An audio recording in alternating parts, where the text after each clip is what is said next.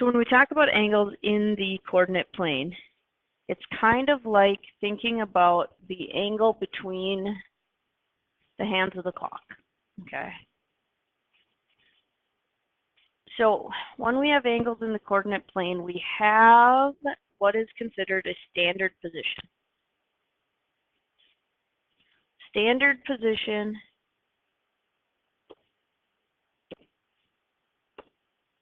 is where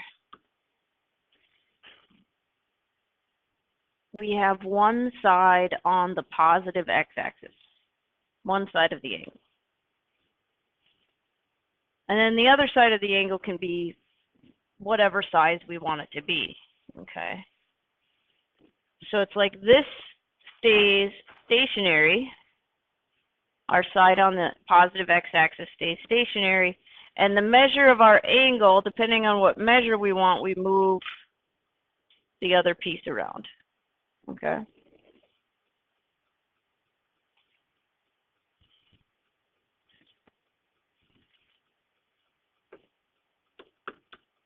This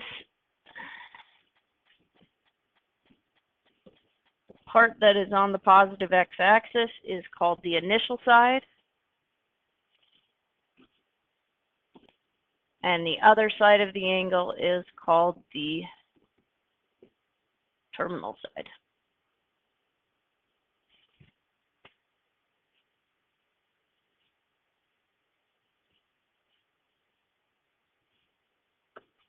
And this is an angle that is in standard position. So whenever we sketch an angle for the next while, we are going to put one side on the positive x-axis and then adjust the other side as needed. And then what we measure is right in here. So that's our actual angle measure.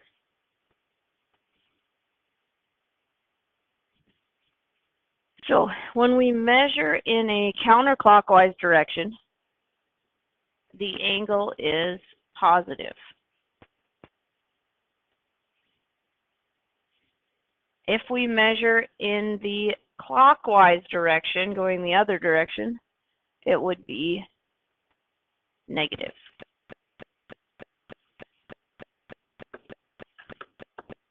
So counterclockwise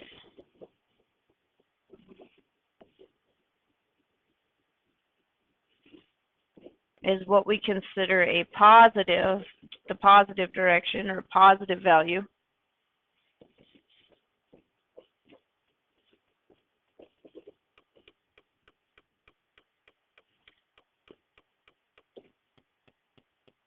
And if we go clockwise, it is considered a negative angle value.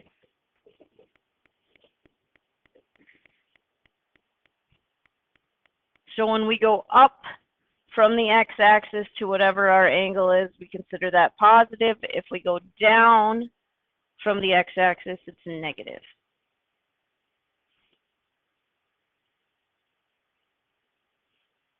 So if we look at each of these angles,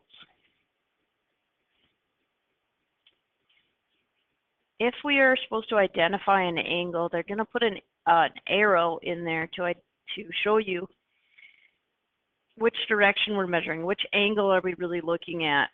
Because when we draw in the two segments or the two rays, or we have basically two options. We have the angle, you know, inside here, or we have the angle outside here. So they're going to show you which angle they're talking about. Okay. So what's the measure of the angle that has initial side on the positive x-axis and terminal side on the positive y-axis?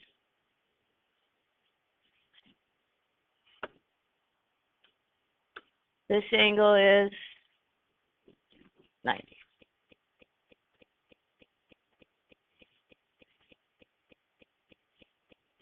Now B is a little trickier. So we have still our initial side, of course, on the positive x-axis. Our terminal side is a ray that goes through the point -2, -2. So since it goes through a point that has the same value for x and y, it means this little angle in here is 45. And what's this angle right here? Yeah, this is 90, right? So the whole thing is 135. Is it going to be positive or negative? Since we are going down, it's going to be negative 135. When you go clockwise, it's negative. Counterclockwise is positive. So now the next one is going to be, this would be 90 here, this would be 90 here, this would be a 45. So it will be 225, and it will be positive.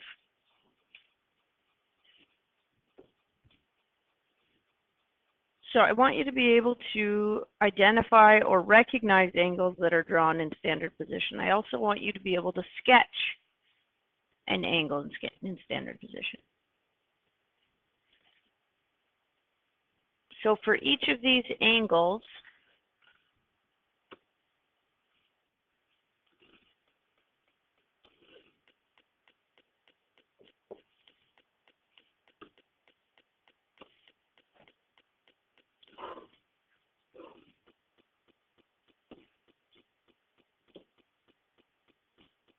we are going to draw an x and y axis, sketch an x and y axis, okay.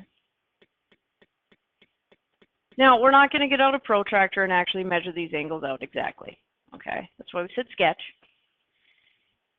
I want you to basically just guess about where 36 degrees would be. So we're going to start with our one side on the x-axis. And we're going to estimate. So 45 would be right in the middle. So I'm going to go a little less than that. Okay, and I have a really fat line, so. Now, to show what we're doing here, we're going to just put an arrow and label this as 36 degrees.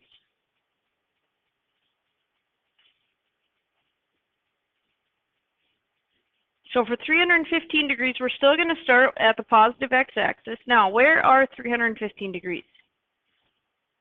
So if we go to the first, if we go to the positive y-axis, that'd be 90, right? 180, 270. So 315 is somewhere in here.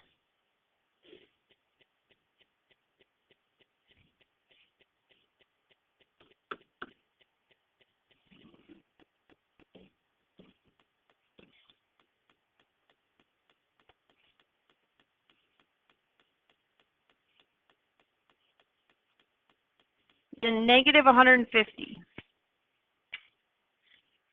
So we start from our positive x-axis. This would be 90 going to the negative y-axis. So then we need to go another 60 after that, so it would be about like that. And then we're just going to label it negative 150. Now, for each, the reason that we write in what we sketched for an angle is because if we just have this, okay, even if we used a protractor and figured out exactly what this angle is, okay, we still have multiple different angle measures going on here. So we could do our negative 150, which means that this would be positive 210. Both of those angles represent, or both of those numbers represent the same angle. We could also do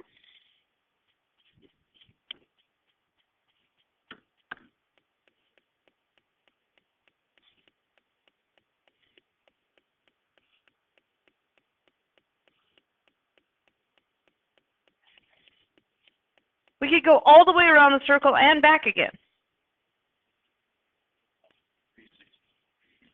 So an angle that would also represent this, we could start and just keep going in circles and eventually stop at 210. So negative 150 represents that angle. 210 represents that angle.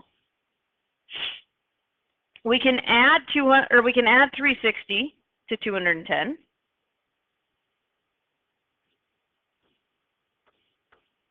We could subtract 360 from 150.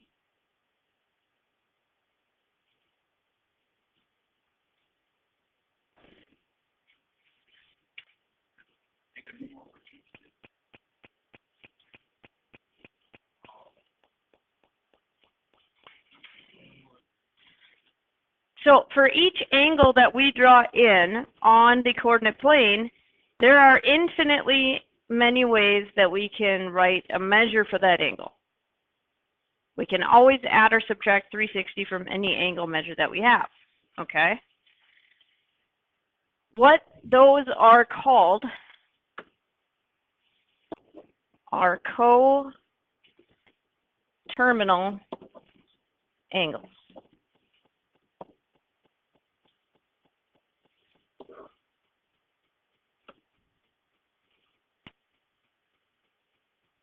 So typically when there is a question about coterminal angles, it doesn't just say find a coterminal angle. It'll say something very specific like find a positive coterminal angle, find a negative coterminal angle.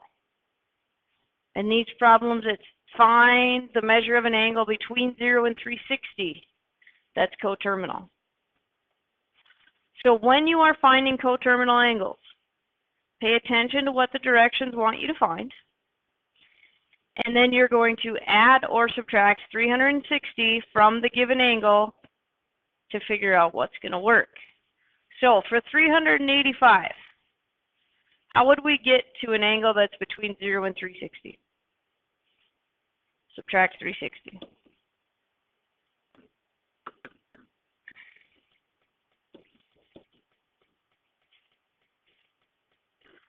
So pay attention to what they give you and then decide whether to add 360 or subtract 360. And you may have to add 360 twice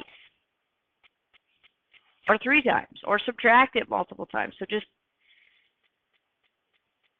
like with negative 405. It's negative, we want to be between 0 and 360, so we need to add 360 to this. If you add 360 to this, you're going to get negative 45, which is still not between 0 and 360. So then I would add 360 again. Okay. Only 360s.